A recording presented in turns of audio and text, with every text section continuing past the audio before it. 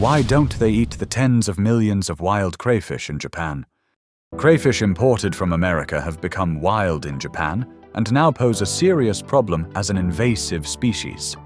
However, crayfish are consumed as food in countries like the United States, China, and Sweden, with China, in particular, having developed it into a massive industry. So why don't the Japanese try to reduce their numbers by eating the tens of millions of crayfish that exist in Japan? Today, I'll explain the reasons behind this in detail. This channel provides explanations about Japan, so if you're interested, please subscribe. Now, let's get started. History of crayfish. Introduction to Japan. In the 1920s, North American red swamp crayfish were introduced to Japan as food for bullfrogs. These crayfish eventually spread throughout the country, and those that escaped into the wild reproduced rapidly, leading to the widespread problem seen today. Problems caused by red swamp crayfish. Red swamp crayfish are large crustaceans that are highly adaptable to environmental changes and have a broad diet, which has led to various problems in the areas they have invaded. In rice paddies and wetlands, they have been reported to damage valuable crops such as rice, water chestnut, water shield, lotus, and taro. Additionally, they create deep burrows that can weaken and damage rice paddy embankments, leading to further agricultural concerns. In stagnant freshwater environments, the negative effects of red swamp crayfish on many native species have been widely reported. Their impact is particularly significant on aquatic insects, amphibians, mollusks, and plants. In addition to direct predation, habitat destruction caused by their consumption of aquatic vegetation has become a serious concern. While pesticide use is often cited as a primary cause for the decline of diving beetles and giant water bugs, competition with red swamp crayfish is also believed to play a major role. In the Hokuriku region, for example, the sharp-eyed water scavenger beetle became extinct just 3 years after crayfish were first confirmed in its habitat. Red swamp crayfish carry pathogens that are fatal to native crayfish species throughout the Old World, with considerable damage reported among native European species. In Japan, there are concerns about the impact on native crayfish due to their high susceptibility. In Hokkaido, mass die-offs of crayfish and the disappearance of populations from watersheds where pathogen spores were detected have been reported. Global crayfish food culture. Crayfish are consumed in countries such as China, Cambodia, Thailand, various parts of Europe and Africa, the United States, Canada, Australia, New Zealand, and throughout the Caribbean. In the United States, they are especially popular in Louisiana, where regional terms like crawfish, crayfish, crawdaddy, and mudbug are commonly used. Crawfish boils are popular social events centered around eating these crustaceans. Louisiana crawfish are typically boiled in large pots with heavy seasoning, such as salt, cayenne pepper, lemon, garlic, and bay leaves, along with additional ingredients like potatoes and corn on the cob. There are many different ways to prepare the dish, and just as many opinions about which method is best. In 1990, Louisiana accounted for 90% of the world's crayfish production, with 70% consumed locally. However, by 2003, fish farms and fisheries in Asia had surpassed Louisiana in production and continued to outpace all other regions. By 2018, crayfish production in the Americas represented only 4% of the global supply. Despite this decline, demand for locally produced crawfish in Louisiana remains strong.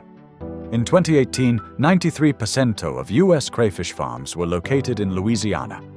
In Chinese cuisine, crayfish are known as xiaolongjia and are extremely popular. A crayfish cuisine boom has taken place in mainland China since the early 21st century. Qianjiang City in Hubei province has integrated crayfish farming with weed control in rice paddies, competing for first or second place in national production. The city is often called the Crayfish Town, boasting 128 crayfish recipe varieties and even a dedicated museum. According to a 2017 report by the China Fisheries Society, China has become the world's largest producer of red swamp crayfish. In 2016, the total production value of the crayfish industry, including restaurants, reached $22.3 billion USD. In Nanjing, crayfish dishes accounted for 20–25% of all restaurant sales. In Sweden, red swamp crayfish are extremely popular as part of a summer tradition. This event, called Kräftskiva, literally crayfish party, is celebrated across the country every August. People gather in gardens and on balconies, decorated with triangular hats and paper lanterns, eating crayfish while singing songs and sharing drinks. The crayfish are traditionally boiled with salt and dill and served chilled. What's noteworthy is that this crayfish party goes beyond a simple meal. It becomes a ritual-like celebration of summer, enjoyed with family and friends. So why don't Japanese people eat crayfish? One poor food image due to polluted habitats. Wild red swamp crayfish often live in muddy or polluted environments, and their bodies can carry a distinct, muddy smell. For many Japanese people, this creates a strong negative perception of crayfish as smelly and unappetizing, with little awareness that they can be prepared in a tasty or appealing way.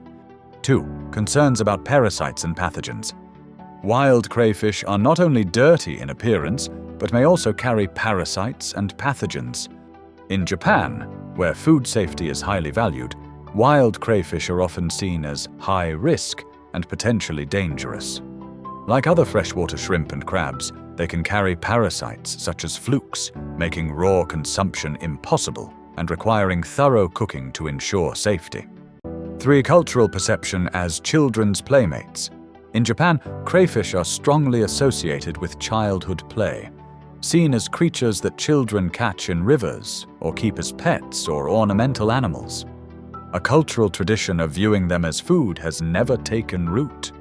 Their rough appearance and habit of living in muddy environments further reinforce the perception that they are not food-like. 4. No need due to abundant marine products. Japan is a country blessed with sea treasures, surrounded by ocean on all sides. High-quality marine products, such as fresh seafood, sashimi, dried fish, and processed fish products, are readily available. In such circumstances, there is little reason to specifically choose muddy-tasting crayfish that require labor-intensive preparation. 5. Absence of a culinary tradition for preparing crayfish. Countries like China, the United States, and Sweden have established cultures of farming crayfish and preparing them with flavorful spices and oils. In China, for example, farm-raised crayfish, purged of mud, are stir-fried or braised with a generous amount of spices, often in mala flavors. Interestingly, nearly all crayfish consumed in China are farm-raised, while wild crayfish are considered harmful to local ecosystems, just as they are in Japan. In provinces like Yunnan, there have been reports of crayfish multiplying rapidly and threatening native freshwater species. In contrast, Japan lacks widely practiced cooking methods involving mud purging or the use of bold seasonings with crayfish.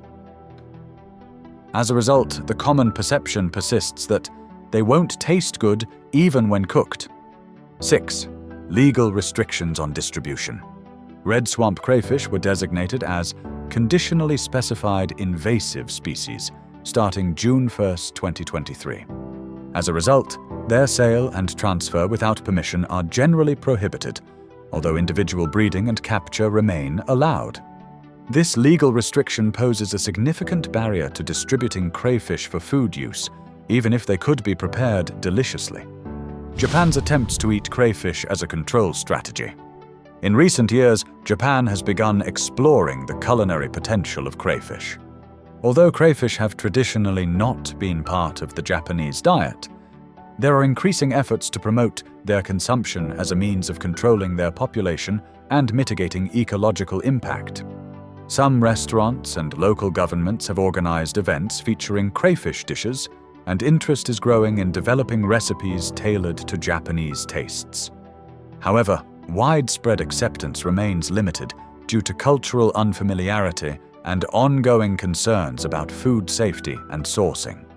Summary: The reasons Japanese people do not eat red swamp crayfish arise from a combination of cultural, environmental, sanitary, and legal factors. Simply put, in a country blessed with abundant marine resources, there is little need to consume muddy-tasting, unsightly, and potentially risky invasive species. However, the impact of red swamp crayfish on local ecosystems is serious, requiring appropriate management and countermeasures. Addressing the problem of invasive species must involve an understanding of cultural differences in food practices alongside effective ecological strategies.